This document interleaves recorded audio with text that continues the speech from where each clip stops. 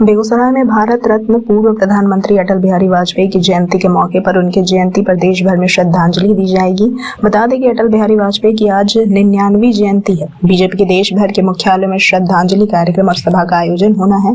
बताते चले कि बेगूसराय में भाजपा पार्टी कार्यालय में केंद्रीय मंत्री गिरिराज सिंह ने अटल बिहारी वाजपेयी की जयंती के अवसर पर उन्हें श्रद्धांजलि दी और उनके विराट व्यक्तित्व के विषय में कहा कि अटल बिहारी वाजपेयी जी महामानव थे। उन्होंने अपना पूरा जीवन राष्ट्र को समर्पित कर दिया। संयुक्त राष्ट्र संघ में पहली बार धोती कुर्ता पहनकर विदेश मंत्री के रूप में पहुंचे, क्षमा बांध दिया। जब भी मौका मिला हिंदी और राष्ट्र को बढ़ावा दिया। वह कवि हृदय के साथ साथ अजेय राजनेता थे जिनका कोई आलोचक नहीं था। यही अटल जी के संपूर्ण जीवन का सार है।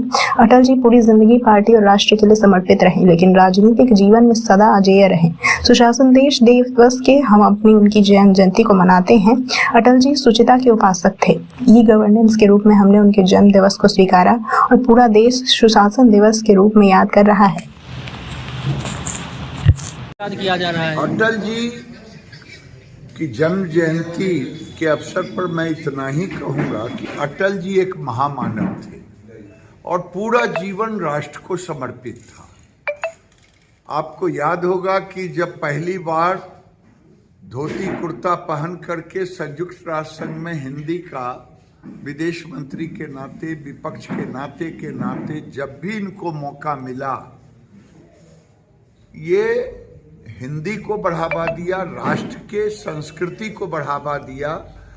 और एक कवि हृदय तो था ही, लेकिन कवि हृदय के साथ साथ एक अजेय राजनेता भी थे जिनका कोई आलोचक नहीं था।